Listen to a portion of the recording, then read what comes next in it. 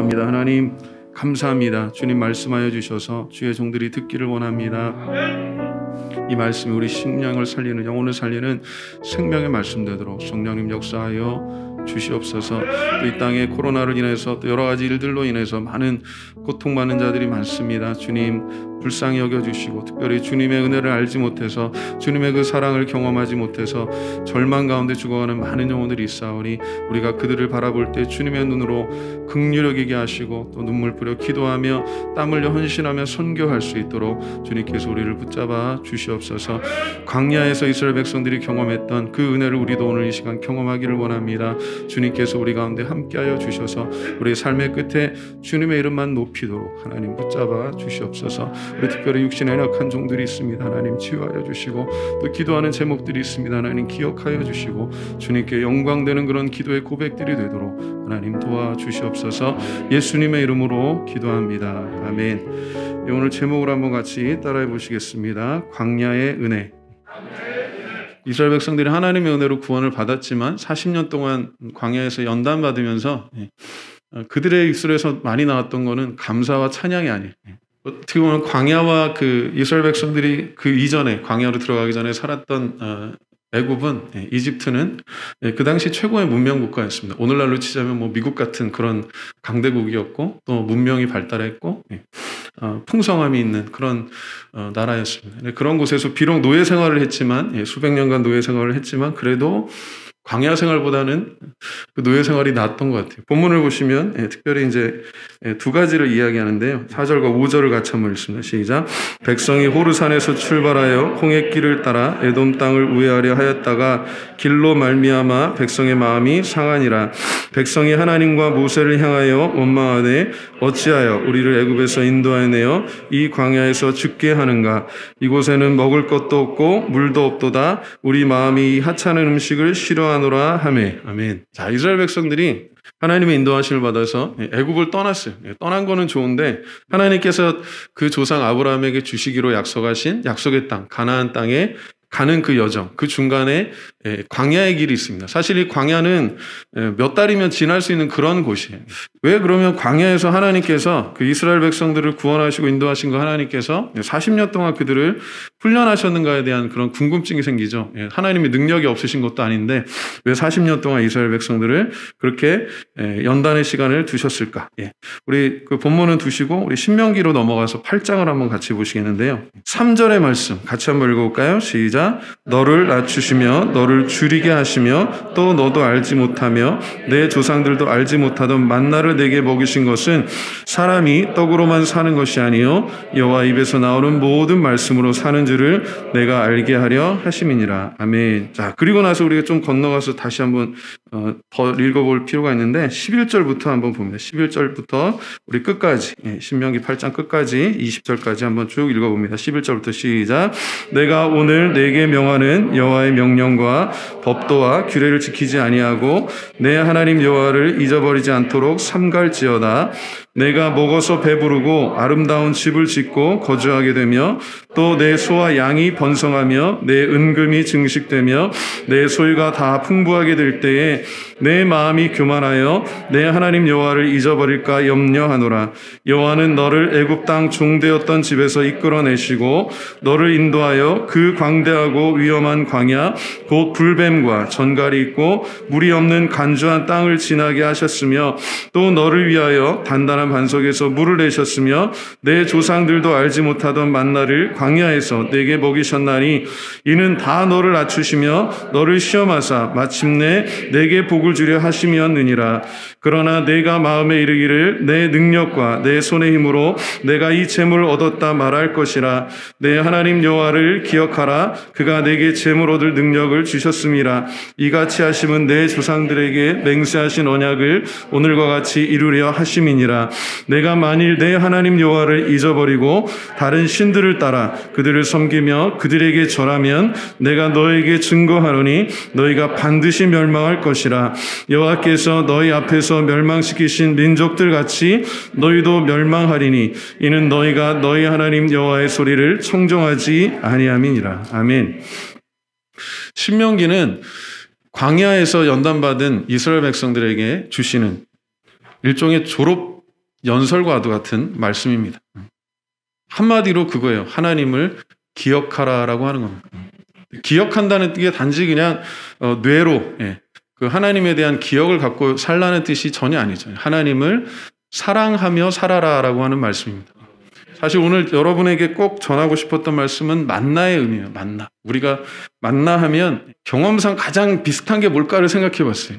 군대에서 먹었던 건빵이랑 비슷하지 않을까 생각을 해요. 물론 똑같지는 않겠지만. 그걸 어쩌다 한 번 먹으면 맛있겠지만 매일매일 먹는다고 생각해요. 그것도 하루에 3끼를. 그러니까 얼마나 힘들겠습니까? 근데 이 사람들이 어떤 사람들이에요? 애굽에서 노예로 살았지만 그래도 먹는 거에서는 어느 정도 풍성함이 있었던 것 같아요. 그래서 이 사람들이 그 이스라엘 백성들이 하나님 앞에 불평할 때 이스라엘 그 애굽에서 먹었던 맛있는 그 야채와 과일들에 대해서 이야기합니다.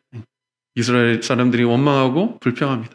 그래서 역사의 교훈을 다시 한번 보자면 한번 따라해 보실까요? 원불교는 망한다. 무슨 뜻이냐면 종교 원불교가 아니라 원망하고 불평하고 교만하면 망한다는 뜻이에요. 그게 이스라엘 역사의 교훈입니다. 40년의 역사뿐만 아니라 이스라엘 왕조의 역사를 보고 이스라엘이 망하고 나서 주님 오실 때까지, 그리고 주님 오시고 나서 지금 2000년의 시간이 흐를 때까지 계속해서 반복되는, 어떻게 보면 아담과 하와가 에덴 동산에서 뱀의 그 거짓말에, 사탄의 거짓말에 속아서 선악과를 따먹은 이후부터 지금까지 계속되는 주제는 뭐냐면 하나님을 기억하지 않는 거예요. 하나님을 사랑하지 않는 거예요. 그 증거가 뭐냐면 원망하고 불평하는 겁니다. 근데 이 만나라고 하는 거, 오늘 여러분에게 꼭 드리고 싶은 말씀이 뭐냐, 만나의 뜻이 뭐냐면 이게 뭐냐라는 뜻이에요.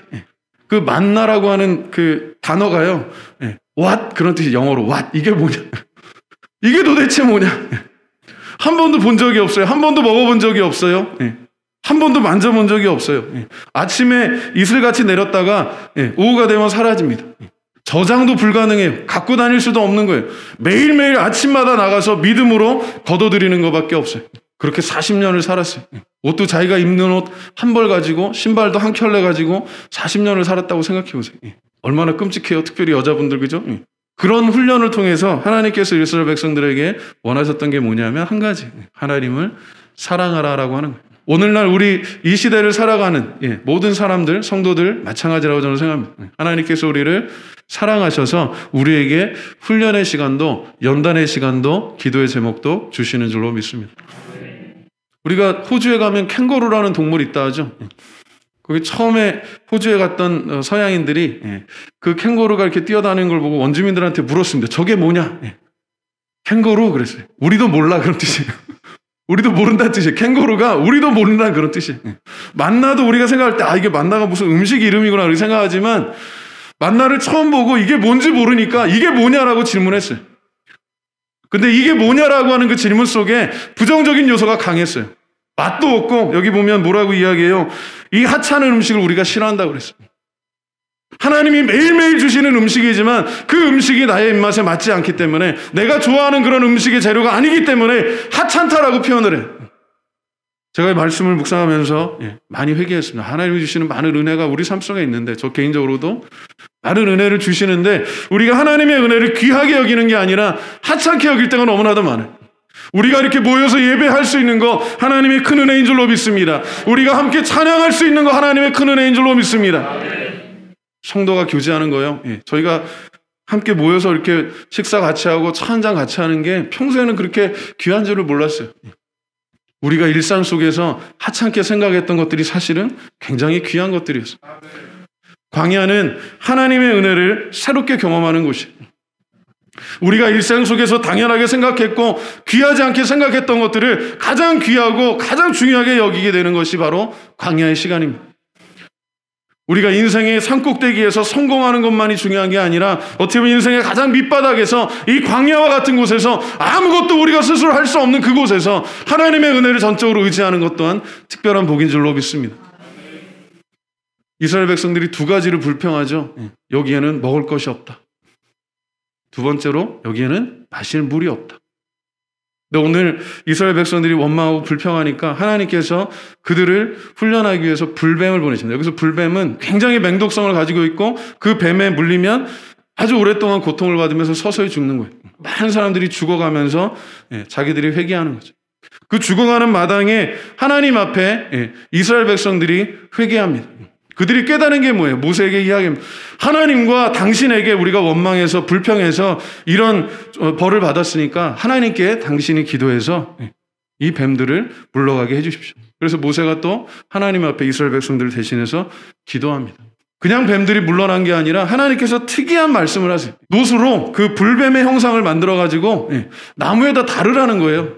여러분 잘 생각해 보세요. 하나님이 능히 하실 수 있어요. 불뱀을 보내셨던 하나님께서 그냥 말씀하셔서 사라지게 하실 수도 있을 거예요. 그냥 없어지게 하실 수도 있을 텐데 왜 모세를 통해서 불뱀의 형상을 만들고 그걸 나무에 달아서 장대에 달아서 높이 들게 했을까? 그게 믿음의 과정이에요. 훈련의 과정입니다. 하나님께서 요구하시는 거는 한 가지인 것 같아요. 믿음에 대한 부분에 있어서 한 가지가 바로 순종입니다. 뱀 모양을 만들어서 그걸 짝대기에 달아가지고 그걸 이렇게 사람들이 쳐다보게 하는 것 별로 의미가 없을 것 같아요. 그런데 하나님께서 그것을 원하셨기 때문에 그대로 순종합니다. 그리고 그 노뱀을 그 불뱀의 형상을 바라본 사람들은 다 살았다고 그랬어요. 이게 상징하는 게 있습니다. 모든 인류가 처해 있는 상황을 이스라엘 백성들의 역사를 통해서 하나님께서 보여주세요. 우리가 어떻게 보면 죄라고 하는 그런 불뱀에 물려서 우리의 영혼이 서서히 죽어가고 하나님부터 단절되고 하나님으로부터 구원받을 여력이 전혀 없을 때에 하나님께서 그 아들 예수 그리스도를 통해서 우리에게 구원의 길을 열어주신 것을 이게 상징하는 거예요. 이건 제가 하는 이야기야. 요한복음 3장으로 가서 우리 한번 볼까요? 여러분 그렇게 잘 아시는 요한복음 3장 16절 그 앞에 13절부터 15절까지 다 같이 읽습니다. 시작. 하늘에서 내려온 자 곧 인자 외에는 하늘에 올라간 자가 없느니라. 모세가 광야에서 뱀을 든 것 같이 인자도 들려야 하리니 이는 그를 믿는 자마다 영생을 얻게 하려 하심이니라. 아멘. 그리고 나서 16절에서 여러분 너무나도 잘 아시는 말씀하시죠. 우리 16절 같이 있습니다. 시작. 하나님이 세상을 이처럼 사랑하사 독생자를 주셨으니 이는 그를 믿는 자마다 멸망하지 않고 영생을 얻게 하려 하심이라. 아멘. 자, 그런데 그 목적이 있어요. 왜 주님께서 오셨는가? 17절 같이 읽습니다. 시작. 하나님이 그 아들을 세상에 보내신 것은 세상을 심판하려 하심이 아니요 그로 말미암아 세상이 구원을 받게 하려 하심이라. 아멘. 하나님이 그 아들 예수 그리스도를 보내신 목적은 이 세상에 심판받는 것이 아니라 그래서 멸망받는 것이 아니라 영원한 형벌의 불길에 떨어지는 것이 아니라 예수 믿고 구원받아서 영원한 생명에 들어가기를 원하신 겁니다. 예수님이 직접 구약의 말씀을 인용하셔서 광야의 뱀이 들린 것처럼 인자도 예수님이죠. 하나님의 아들도 들려야 된다라고 하는 거예요. 자, 여러분 생각해보세요. 이 나무에 달린 뱀은요, 살았을까요? 죽었을까요? 살았니? 죽었니? 그럼 잘 생각해 보세요. 경험에서 나오는 겁니다. 막대기에 달린 뱀은요, 살은 뱀일까요? 산 뱀일까요? 죽은 뱀일까요? 죽은 뱀이에요. 예수님께서 지금 이 뱀이 들린 것처럼 광야에서 이 노뱀이 짝대기에 들려서 그렇게 죽은 것처럼 예수님께서도 높이 들린다고 말씀하시는데 이 문맥이 뭐냐면 전혀 영광스럽지 않은, 전혀 어떻게 보면 승리하는 것 같지가 않아요. 왜? 예수님께서 죽으셔야만이, 그래서 높이 들려야만이 우리의 구원을 이루시기 때문에 이게 하나님 주시는 은혜의 역설입니다. 그 아들이 죽어서 우리가 살아요. 그 아들이 하나님의 진노와 저주를 받아서 우리가 하나님의 은혜와 복을 누립니다. 그게 놀라운 하나님의 은혜인데 우리가 그 사실을 깨닫지 못할 때가 참 많아요. 머리로는 알고 있는데 가슴으로 느끼지 못할 때가 많아요. 입술로 고백하지 못할 때가 많아요. 하나님이 주시는 은혜 앞에서 우리가 이게 뭐냐 만나라고 이야기할 때가 너무나도 많아요. 하나님이 주신 은혜와 사랑을 귀하게 여기는 그런 복이 있기를 바랍니다. 그 무기가 어디 있냐면요, 제가 보니까 모세가 하나님 앞에 무릎 꿇는 장면에서, 기도하는 장면에서 배울 수가 있어요. 그리고 예수님께서 늘 그 공생애 가운데 우리에게 보여주신 모범이 있다면 아침부터 저녁까지 모든 과정 속에 기도로 시작해서 기도로 마치셨다라고 하는 거예요. 어떻게 보면 누구보다 기도 안 하셔도 되는 분이 하나님의 아들이시고 하나님이신 예수님이세요. 그죠? 그런데 늘 하나님 아버지와 교통하시고 하나님 아버지께 기도하고 하나님 아버지의 능력을 구하셨어요. 우리에게 모범을 보이시기 위해서 그렇게 하셨습니다. 우리가 원망하고 불평하고 교만함이 넘칠 때, 하나님의 은혜가 하찮게 느껴지기 시작할 때 우리가 회개해야 합니다. 우리 하나님 앞에 겸손하게 무릎 꿇고 기도해야 될 줄로 믿습니다. 그런 마음 주시는 것 또한 하나님의 은혜입니다.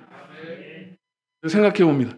우리가 과연 그 이전에, 이 코로나가 있기 전에 그 삶과 지금의 삶에 있어서 그 전에 우리가 얼마나 감사했는가, 지금은 또 우리가 얼마나 감사하고 있는가, 앞으로 우리가 얼마나 감사할 것인가 생각해 보면 이스라엘 백성들이 저질렀던 실수하고 굉장히 비슷한 것 같아요. 저희의 모습이 그 전에 있었던 은혜에 대해서 별로 감사하지 않았어요.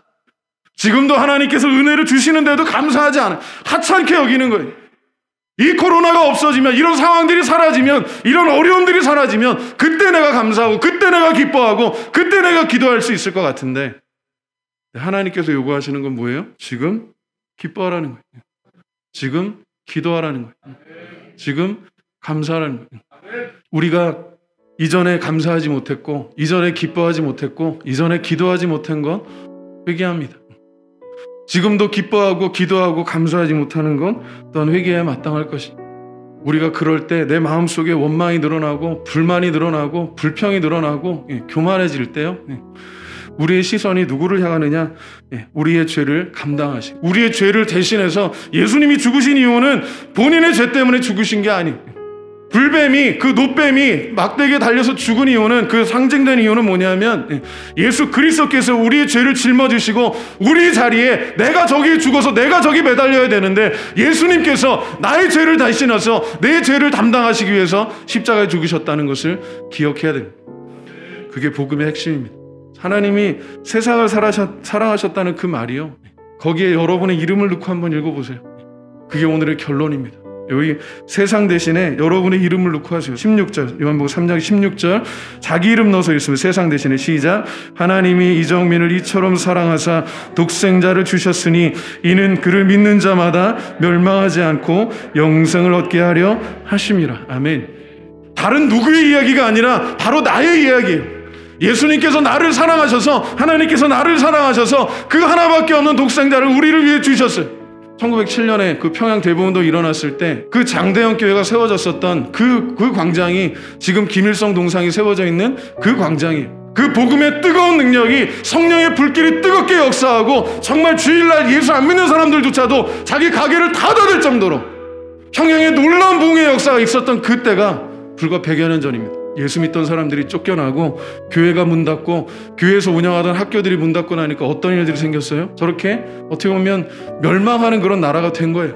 그 가운데도 소망이 있다면 그 지하교회에서 이렇게 모이기만 해도 붙잡혀가고, 성경 갖고 있기만 해도 붙잡혀가고, 찬송 부르기만 해도 붙잡혀가서 쥐도새도 모르게 죽을 수 있는 그 북한에서 여전히 뜨겁게 기도하고 찬양하고 예배하는, 성경을 소지할 수 없기 때문에 성경을 머릿속에 외우는 그런 성도들이 있다는 거예요. 복음을 지키기 위해서, 그 복음의 신앙을 지키기 위해서 죽어가는 성도들이 참 많아요.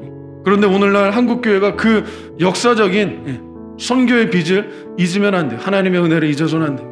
1885년 4월 5일이요 주일날이고 마침 부활주일이었습니다. 그때 미국에서 오는 그 배를 타고 제물포항이죠, 지금의 인천항에 언더우드 선교사하고, 언더우드는 장로교 선교사였고 아펜젤러는 감리교 선교사였습니다. 같은 날 같은 시간에 두 선교사가 발을 딛습니다. 복음이 없던 땅에, 교회가 없던 땅에, 생명이 없던 그 땅에, 우상숭배와 가난과 그리고 온갖 그 정쟁에, 이제 우리나라 그 구한말에 나라가 이제 일본에 잡아먹히기 직전에 나라가 아주 개판이었을 때, 그때 목숨 걸고 복음을 들고 이 땅에 온 선교사들이 있어요. 그 복음을 받아서 교회를 세우고 오늘날 우리에게 이 복음을 전해준 믿음의 선조들이 있습니다. 하나님께서 우리를 축복해 주신 그 대한민국이 이렇게 축복받은 이유는요, 훌륭한 지도자가 있어서, 또 좋은 기업들이 있어서, 또 뭐 좋은 학교들이 있어서 그런 것도 있겠지만, 그러나 사실은 그래요. 우리 한국을 위해서 목숨 걸었던, 복음을 가지고 왔던 선교사들과, 토마스 선교사 같이 그 대동강에서 목이 잘려 죽으면서도 예수 믿으라고 성경을 전해줬던 그런 믿음의 사람들이 있었기 때문에 우리가 하나님의 은혜와 복을 받은 줄로 믿습니다. 그리고 한국교회가 하나님 앞에 그래도 귀하게 쓰임받는 것은 지금도 거의 200개 넘는 그런 나라에 곳곳에 복음을 들고 가는 선교사들이 한국에서 아직까지는 많이 있어요. 이 복음의 횃불이 꺼지기 전에, 옮겨지기 전에 우리 한국교회가 다시 한번 주님의 복음 앞에, 예수님의 십자가 앞에 돌아가야 될 줄로 믿습니다. 예수님께서 우리를 대신해서 죽으셔서 높이 달리셨어요. 역설적이지만 죽음으로 우리에게 생명을 맞바꿔 주셨어요. 루터 같은 사람이, 칼빈 같은 신학자가 그렇게 이야기하는 거예요. 십자가에 그 하나님의 놀라운 은혜는 놀라운 막교환이라는 거예요. 하나님께서 우리의 죄와 예수 그리스도의 그 은혜를 맞바꾸신 거예요. 하나님의 생명과, 하나님 주시는 그 생명과 우리의 죽음을 맞바꾸신 거예요. 우리가 그 은혜에 감사할 것밖에 없는 거죠. 다시 한번 이제 여러분 삶의 현장으로 돌아가실 때 이걸 생각해서, 내가 넘어질 때, 쓰러질 때 하나님의 은혜 앞에 무릎 꿇고 기도하는 시간이 되어야 될 줄 믿습니다. 그 평양광장에 다시 한번 정말 뜨거운 불 붙는 교회가 세워지고, 주님 앞에 무릎 꿇는 기도하는 성도들이 세워지고, 정말 엘리야 같은 그런 믿음의 선지자들이 세워지고, 지금 지하교회에서, 북한의 지하교회에서 오히려 남한교회를 위해서, 성도들을 위해서 기도한다 그랬죠. 그 마음이 그 얘기를 들을 때 너무 마음이 아파요. 우리가 하나님의 은혜에 빚진 자로서 하나님의 은혜에 감사하지 못하고, 받은 은혜에 감사하지 않으니까 엉뚱한 데 쓰는 거예요. 우리가 갖고 있는 이런 수많은 기회를 엉뚱한 데 쓰는 거예요.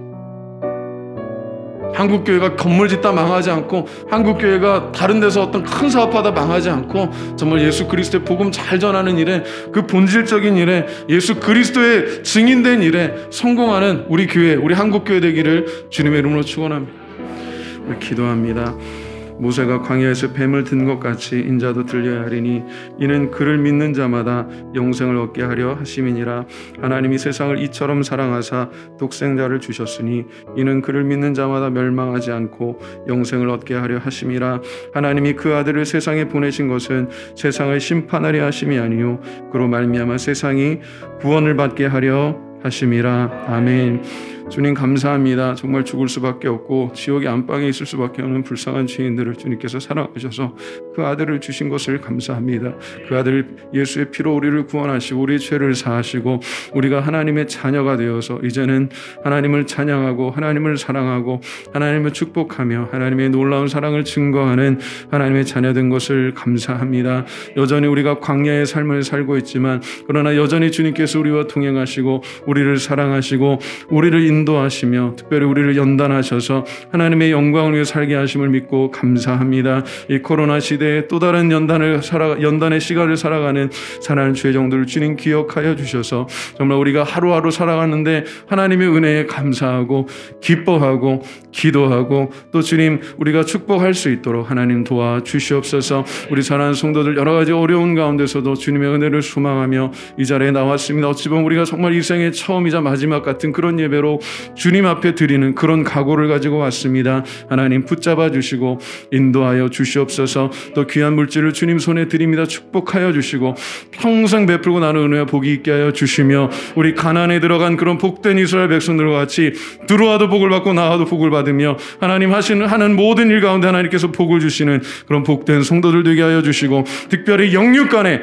강건하게 하여 주시며 우리 가정들마다 자녀들마다 복이 있게 하여 주시고 우리 생업들마다 하나님 복을 허락하여 주셔서 정말 하나님이 함께 하시는 표적들이 따를 수 있도록 주여 도와주시옵소서. 또 귀한 떡을 공개합니다. 하나님 주신 예수 그리스도 그 생명의 떡을 기억하며 우리가 주님의 그 은혜에 참여할 때까지 기쁨으로 나아갈 수 있도록 하나님 도와주시옵소서. 이제는 우리 주 예수 그리스도의 무한하신 은혜와 아버지 하나님의 만극하신 사랑하심과 보혜사 성령님의 감화 감동 인도 충만케 하신 은혜가 광야의 은혜를 기억하고 예수 그리스도만을 바라보며 예수 그리스도만을 소망하며 증거하기 원하는 사람 모든 성도들 위해 그리고 이 몸된 교회와 이 나라와 이 민족 위에 이제로부터 영원토록 함께 있을지어다. 아멘.